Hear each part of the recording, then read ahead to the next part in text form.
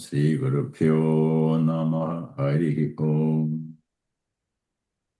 So, Aaradhana Foundation started Aaradhana Gurukula sessions actually starting from 2015. Not under the name of Aaradhana Gurukulam. We used to say Satsanga, simply Satsanga. We had that Aaradhana established, but probably have not used that name. But recently, we thought we would add Aaradhana Gurukulam as a name for the sessions. So not that it is new. We have been doing this since 2015. And we used to meet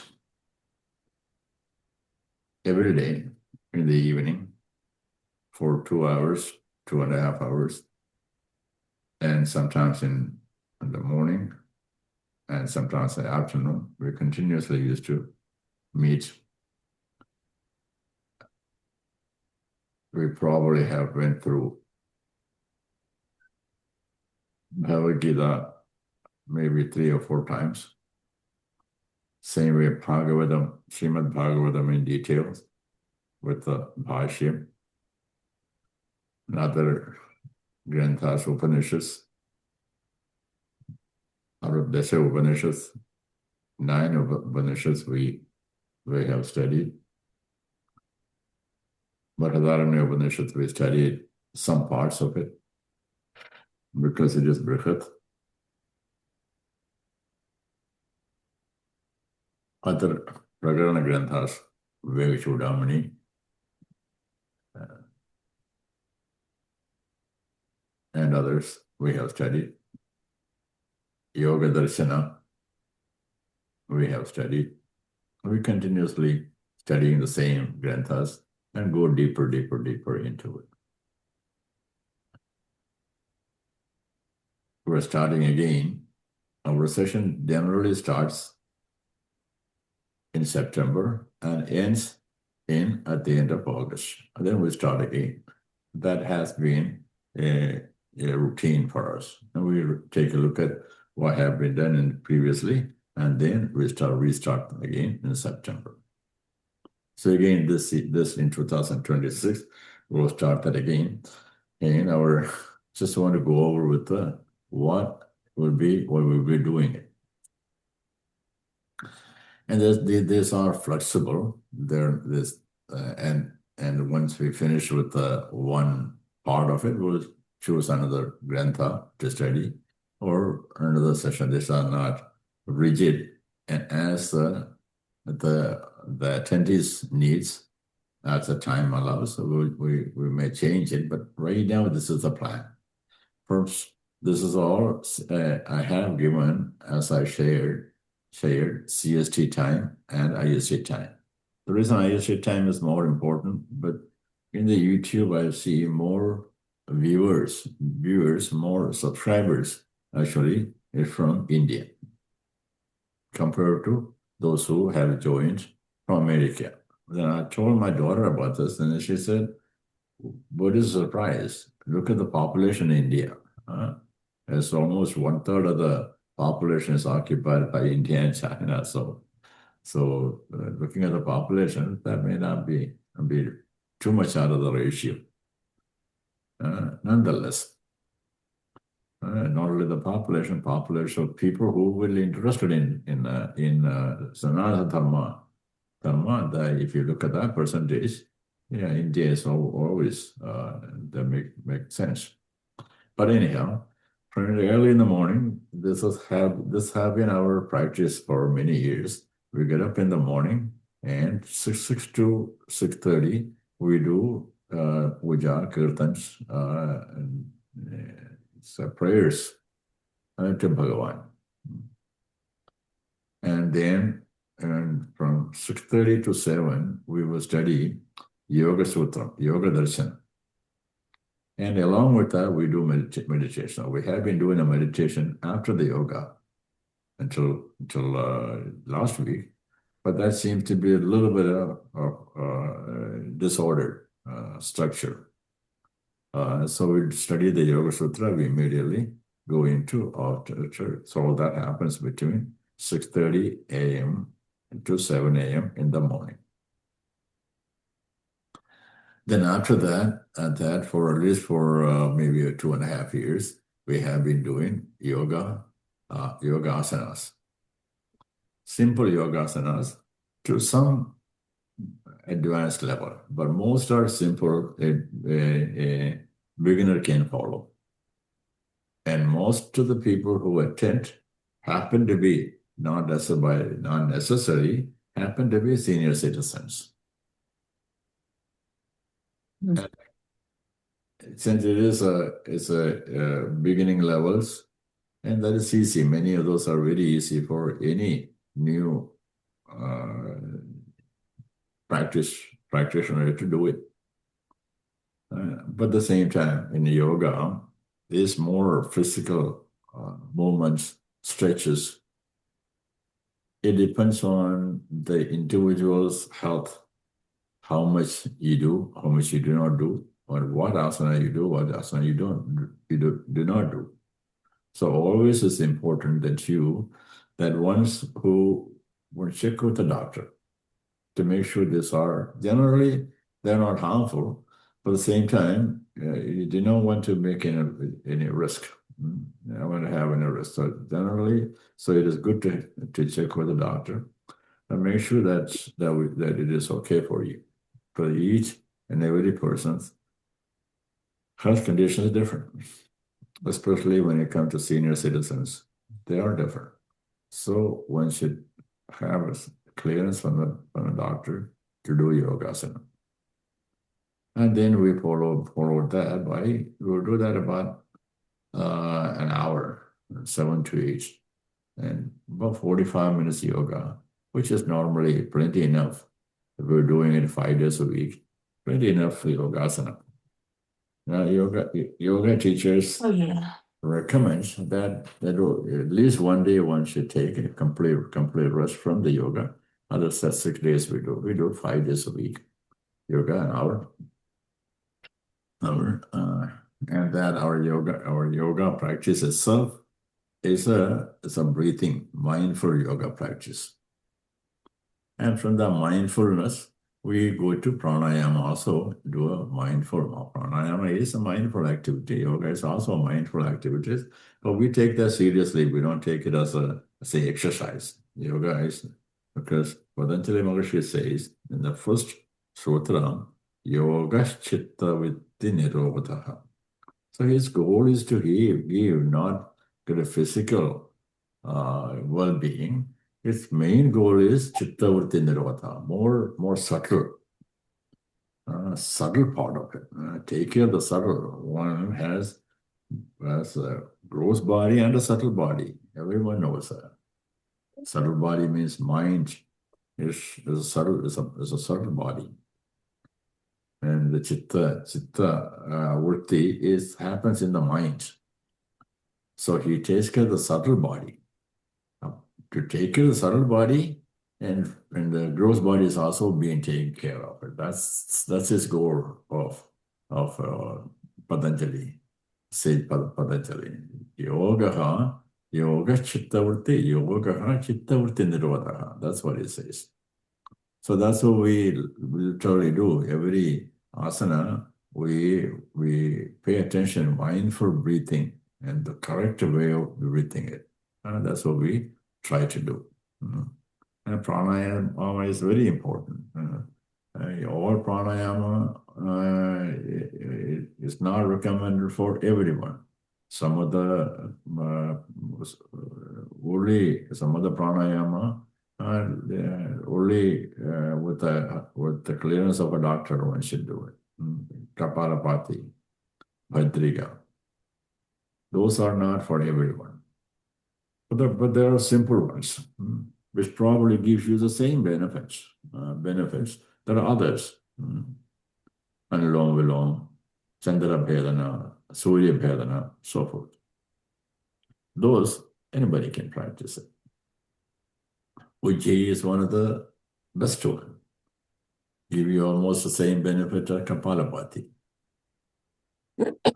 So one should pay attention to that, whether I can do it or not do it. But some of them are there. But clearance from the doctor would be helpful to avoid any issues or to make a maximum benefit. Then 245. All this here, there's not language specific. Yoga, anybody can do it, whether mostly we'll try to say English. Yoga Sutram, Keertans, there is not a language specific. Any language, English, Malayalam, or any even other languages. So there is not a reading or it's more practice of mostly mantras or slokas mostly are in Sanskrit anyway. And so that is not an issue. But a study of a text called Ashtavakra Gita. It's a very famous text. It's an advanced Vedanta text that we'll study in English from 2:45 to 3:30 p.m. And we'll study sloka, take one sloka, and then we try to understand the words, understand the meaning of the words, and we understand the literal meaning and the intended meaning. And then we'll discuss each other our understanding. And we'll look at some bhashya. So we may not directly study all the bhashyas. Many bhashyas are there for Ashtavakra Gita. We may not directly study all the bhashyas, but we will use the help of a bhashya. Bhashya means explanation of other great personalities like Shankaracharya. Shankaracharya has not given bhashya for Ashtavakra Gita. Chimaya Swami has given, and there are many other great personalities, Mahatmas, actually wrote bhashya for Ashtavakra Gita.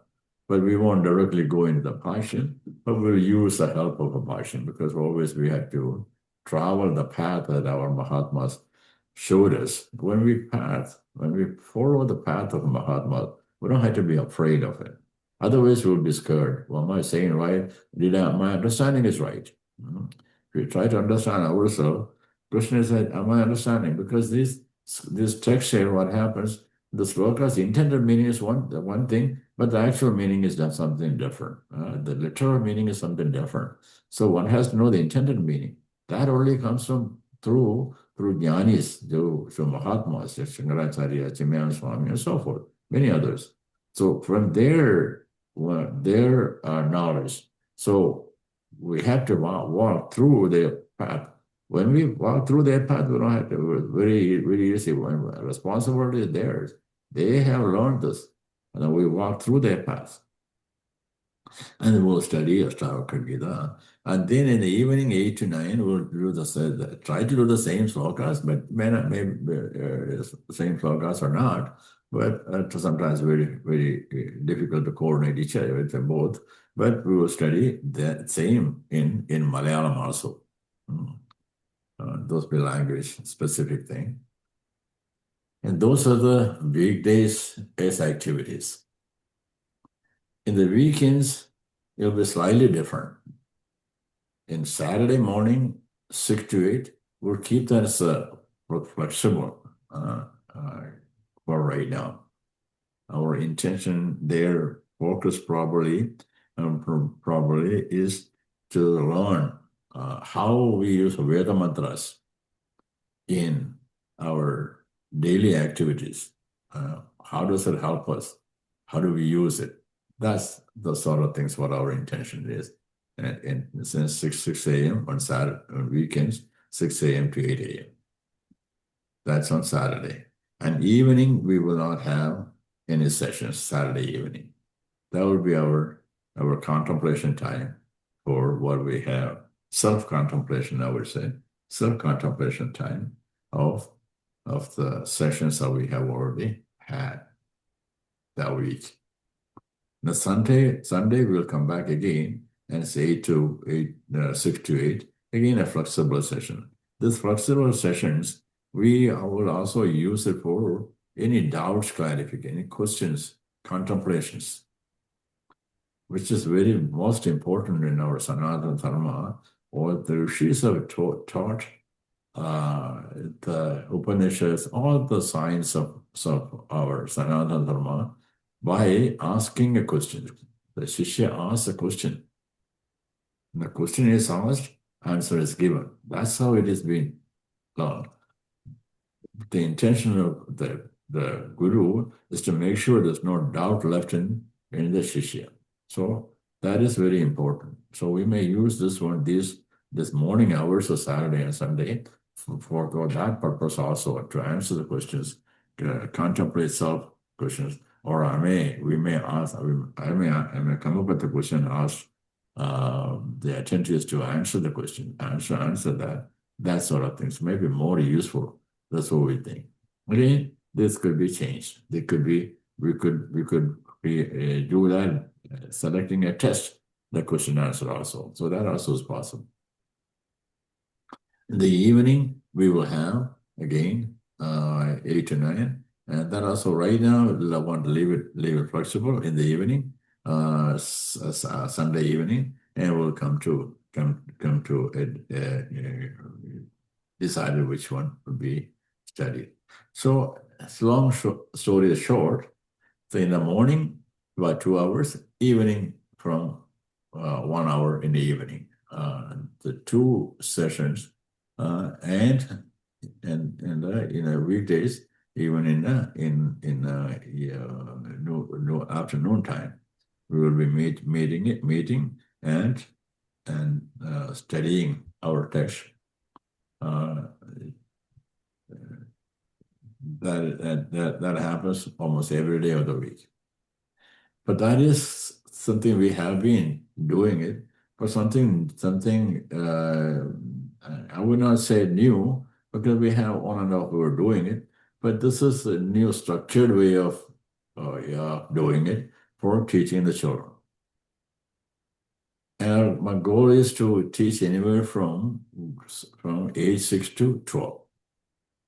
And this is a global invitation. It's not because it's online. Any child, anyone can. And we encourage anyone, those who happen to listen to me now, or those who happen to see this flyer, those who are subscribers, or whoever. And I would create a Google form or something, have a few questions to make sure the intention is good intention to learn, and seriously that the parents want the child to learn this. And a specific subject is not given. But subject is all going to be based on Bhagavad Gita. We're not say directly on Bhagavad Gita, based on Bhagavad Gita, and based on the books that Aaradhana Foundation publishes for the children.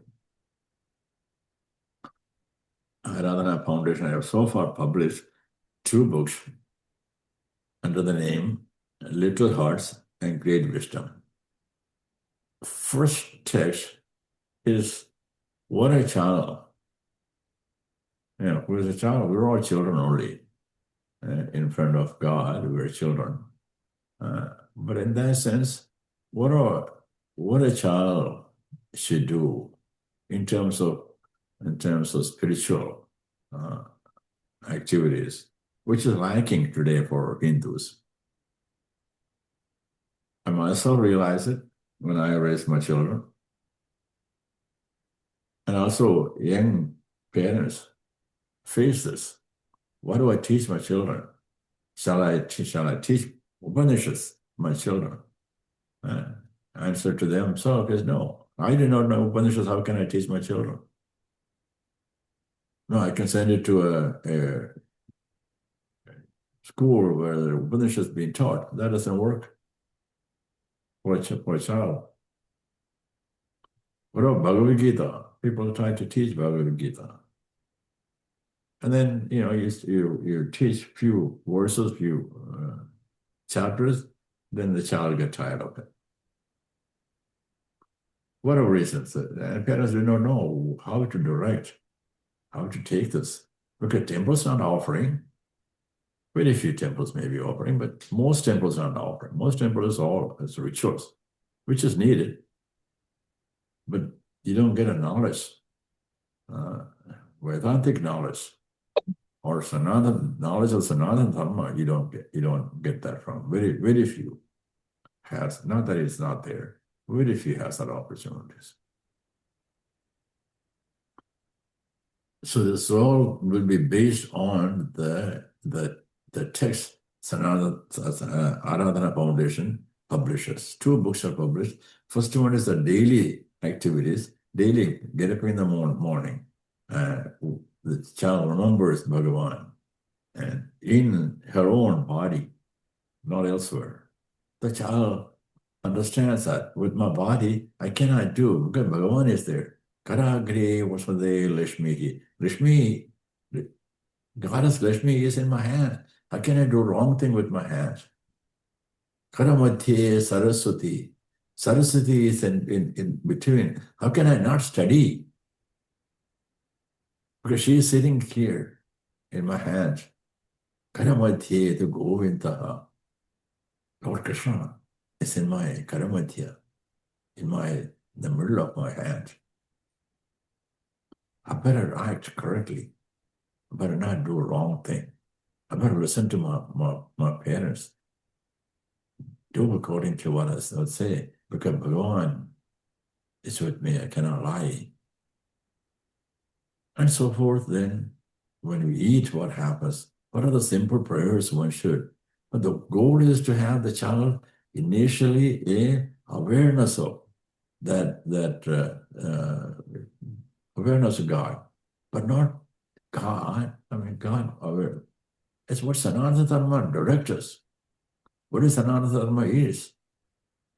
It is not about eating payasam and kheer and then putting sandalwood paste or on your head. That ritual is good, but that doesn't accomplish any knowledge in the child.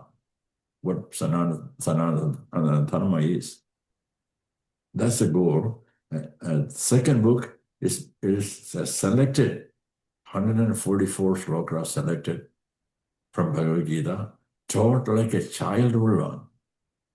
Not a bhashya from Acharya, Shankaracharya. That's even others is not easy without help. That sitting close to a guru is difficult to understand. This is not like that. This is the simple meaning, not really simple meaning, simple intended meaning for the child. How would a child understand this and grow myself, use it for myself, for my growth in spiritual and in material? How would I use it? That's the intent of this book. So 144 slokas are taken and explained as a child would explain. That's the second book, and the third is all have already started complete study of a series of 10 books. It's not published yet, but it's in the works and it'll be published very soon. A series of 10 books that chapter by chapter how a child would understand. All 18 chapters, some chapters will have one, some books will have one chapter, some books will have 2 chapters. So it'll be 10 books, book series of Bhagavad Gita. Why Bhagavad Gita? Well, how would all those Hindus have so many texts? Many texts Hindus have. Which one I should study? Which one I should teach my child? That's a question that one should ask. In Bhagavad Gita, there is a sloka that says, Sarvopanishado gavo dokta gopalanandana partho vatsa sutar bhauta doktam kidamritam mahata. Simple meaning of that is, This is in the Gita Dhyanam, not in the Gita, in the Gita Dhyanam, which is a part of not remembering right now. Then Purana, Padma Purana. Sage Vyasa already wrote this. And he says, Gita is the essence of all Upanishads. And Upanishads, it's a knowledge of Upanishads was one need to know at the end. But that means, after having lived a material life, if one do not get into the knowledge of Bhagavad Gita, Upanishads, and understand it and practice in the life, one cannot get out of the birth and death, or sufferings, or your three sufferings they call Tapatraya. The Traya, this Traya is one, afflictions to your body, afflictions to your mind, and the external afflictions, whether it's from people, other animals, others, or divine. Sometimes divine, great, big rain, tsunami, and so forth. So the three afflictions. How do you get out all these three sufferings? That is being taught in Upanishads. Bhagavad Gita is the essence of that. So this is all. Bhagavad Gita is all one needs. All the other religious texts that in Sanatana Dharma is telling the same thing, and it is a different way of understanding. That's all. But for a child, this is, or child or adults, this is all. Bhagavad Gita is the essence of everything. Those who study Bhagavad Gita with the help of a teacher, qualified teacher, will know the secret of Sanatana Dharma. Somewhere in one of the Upanishads, the Guru asked the student, have you learned the lesson that with knowing one thing that you know everything? The student was very surprised such a question. No, how is it possible, knowing one thing, that everything is known? My Guru never taught that. Then this time, this Guru happened to be his father, and then he started teaching. The knowledge of knowing one thing, everything is known. Bhagavad Gita is such a text. Knowing Bhagavad Gita, you know all the texts of Sanatana Dharma. Nothing left. And Bhagavan, within the Bhagavad Gita, Bhagavan himself gave bhashya. That's the beauty of Bhagavad Gita. Okay, he goes back and asks the question again to Arjuna. Arjuna, now a little bit bewildered. He goes back and asks, Bhagavan, you told me this, but I didn't understand it. Then he explains it again. So that's the beauty of Bhagavad Gita. So children's teachings basically will be based on that. I would not say directly, based on the text, based on Bhagavad Gita, and those texts are going to be the essence of, to show the essence of Bhagavad Gita, and there will be some Keertans, whatnot, the children need to know, but based on Bhagavad Gita text. And that will be published, is already published, or will be published by a Aaradhana Foundation. This is the plan. It's all the way to then age from 12. So 3 different age level, and we'll select the appropriate text to teach, and even all the way up to 18, the children's level is available also. This is the plan for coming. And then I also request those who are listeners, and so those who hear this or see this, and who are able to teach. If you like to be a teacher, if you can help us in teaching this, there's many opportunities. You come online and teach, or you have offline sessions in your city, your area, your house, wherever possible. If it's one to a child, we'll provide the text to teach. Or you come online and teach. Teaching is a way of learning, contemplating. That opportunity also, I would like to present that opportunity. Let us know that you're interested in doing this. This is the plan for the Aaradhana Foundation under the name of Aaradhana Gurukulam, and is planning to do starting September 1. What I will do, I will create a Google form and also publish that Google form. I have to really understand how to do that. I am actually new to a lot of the technologies, but I will study. I'll find out how to do that and then publish the Google form, then which will have some questions to make sure that the intention is good. It's a good intention and some simple questions. Then we will be glad to join.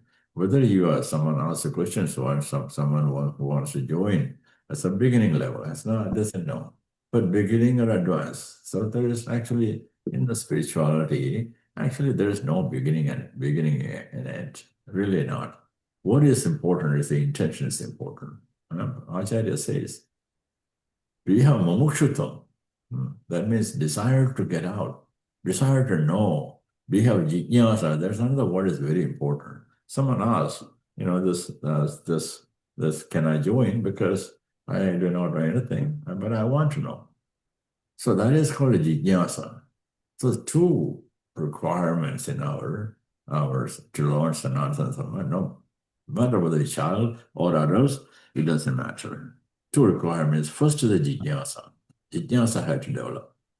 I do want to know more than what I know in the materially. Materially, I know. I may be a well-educated, maybe a doctor, or maybe a PhD, may have possess a PhD, know the science of, but the material. You're still a child if you do not have the jnana to learn what really you are, who really you are, what is permanent in this life. Everything that you learn materially is impermanent. It destroys, it goes away, and it changes. What is not changeable? What doesn't change? I want to know that truth. I want to know who I am. That comes from jnana.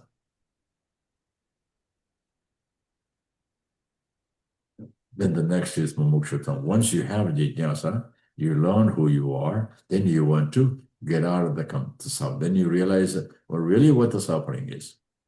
Once you understand what the suffering is, then now you want to get out. I do not want the sufferings anymore. This is a once for all. I know, but he realized that there's a way.